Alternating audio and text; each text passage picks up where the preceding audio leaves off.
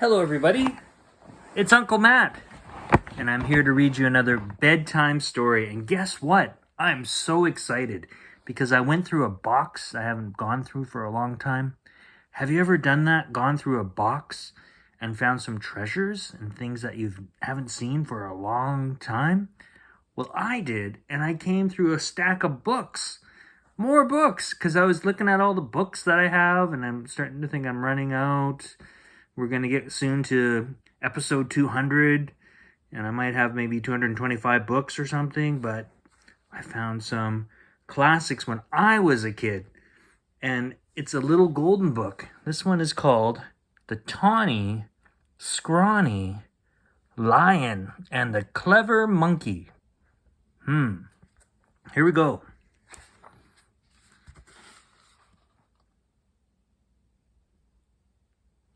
This book is by Carey, illustrated by Milli Jancar, and it is copyright in 1974. Whoa. Here we go. The tawny, scrawny lion was very proud of his tawny golden coat, but he didn't at all like being so scrawny. If only my dinner would stand still and let me catch it, he said to himself. But that never happened. If he wanted a zebra for dinner, the zebra always ran away. The same thing happened with giraffes and elephants. The hungrier the lion got, the more he ran, and the more he ran, the hungrier he got, and the more his ribs showed.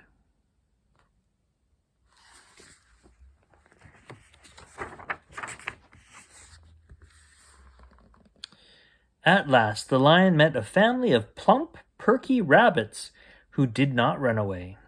He would have gobbled them up, but before he could even lick his chops, they gave him a big bowl of carrot stew cooked with herbs and mushrooms and fine fresh fish.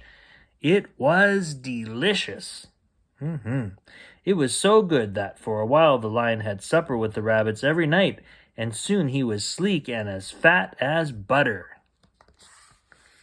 I must do something nice for my little friends, the tawny, not-so-scrawny lion decided after his 18th carrot stew dinner. So he roared at the zebra who was nibbling the carrots in the rabbit's carrot patch.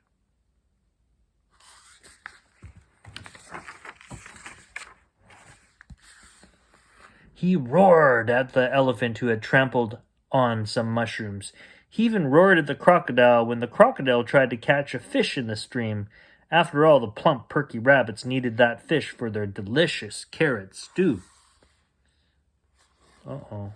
And there's a note. And so the rabbits were happy, and the lion was happy and full of stew.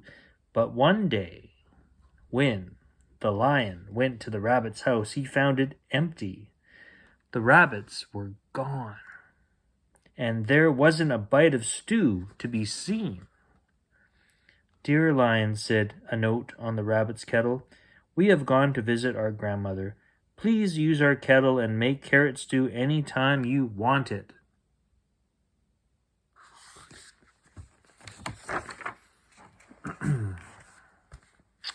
That would have been fine, except that the lion's paws were so big and clumsy that he couldn't pick up herbs and mushrooms for the stew. And he wasn't a good fisherman either. He took the rabbit's fishing rod and tried and tried. But the fish wouldn't bite for the hungry lion. Worst of all, the carrots in the carrot patch began to wilt in the hot sun. In a very short time, the lion was scrawny once again. He sat by the water hole and looked at his reflection. Dreadful, he said to himself. I can see every rib. Now I'll have to go back to chasing other animals for my dinners.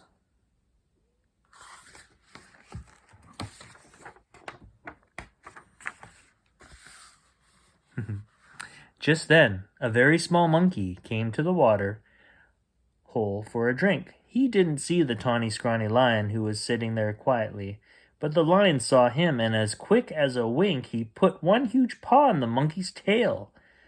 "Oh dear," exclaimed the monkey, "a lion!"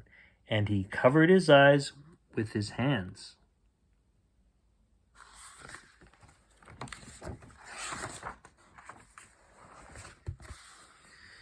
The tawny, scrawny lion sighed. "I wish you were a zebra," he told the monkey. "You're so small that you won't begin to fill the empty place in my middle."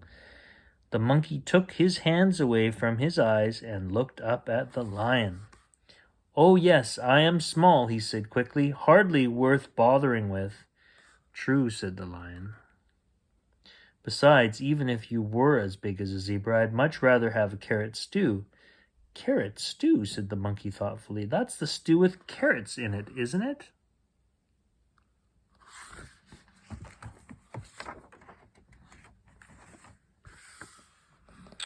"And mushrooms and herbs and nice fresh fish," said Tawny.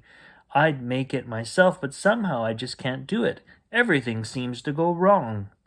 "Well," said the monkey, "I'll make it for you, if you will lift your paw just a bit."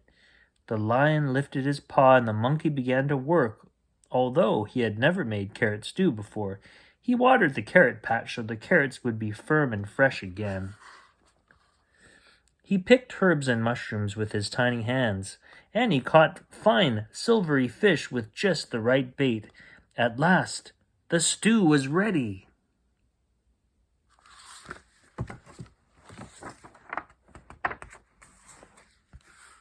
Oh no. But the moment the tawny, scrawny lion tasted it, he began to cry huge lion tears. "Oh, monkey, there are too many onions," he cried. "Now I will eat you up." "I'm sorry," said the monkey in a great fright. "The last lion I met liked onions. I'll make more stew." "Be quick about it," snapped the lion, who was now hungrier than ever. The monkey was very quick about it, but when the lion tasted the second batch of stew, he sneezed such a mighty sneeze that it blew the monkey way off into the stream. "Too much pepper," roared the lion. "Come out of there! Come out so I can eat you!" The monkey climbed out of the water. "I'm sorry again," he said. "Next time I'll use my special secret recipe. All lions like that." Oh dear.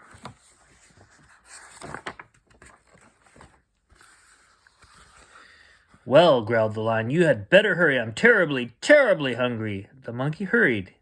He gathered green herbs and pulled up new carrots and caught fresh fish. Then he climbed to the top of a coconut tree and picked 3 big coconuts. "I do hope coconut milk tastes good in carrot stew," he whispered to himself. It did. When the tawny, scrawny lion tasted the 3rd kettle of stew, it was perfect. The lion ate every morsel, and then he rolled over on his back and purred. That was a thing he hadn't done since the rabbits went to visit their grandmother. Purr.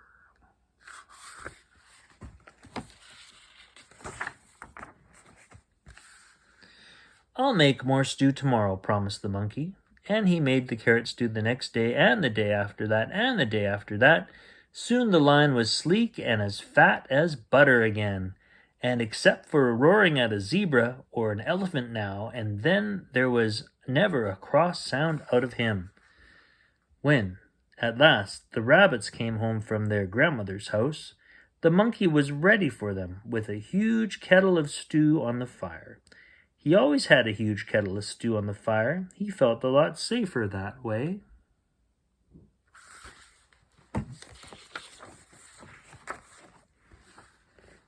The rabbits and the lions and the monkey sat down together and had the best supper ever. The rabbits all agreed that the carrot stew with coconut milk was much better than carrot stew without coconut milk. "We'd be very pleased if you'd stay and live with us," said the rabbits to the monkey. "You could pick coconuts for our stew every day." "I'll be glad to pick coconuts for you," said the monkey politely. "But if it's all the same to you, I would rather live with the lion."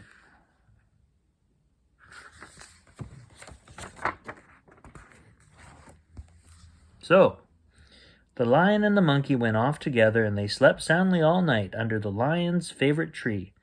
The lion slept soundly because that empty place in his middle was full of good carrot stew, And the monkey slept soundly because he knew that a very small monkey could hardly have a better friend than a fat as butter lion with a large roar. Wow, wasn't that a great story? I really remember this story when I was a kid, and I hope you enjoyed it. Well, that's all the time we have right now for Uncle Matt's bedtime story. I hope you enjoyed that story, and I'll see you next time. Bye.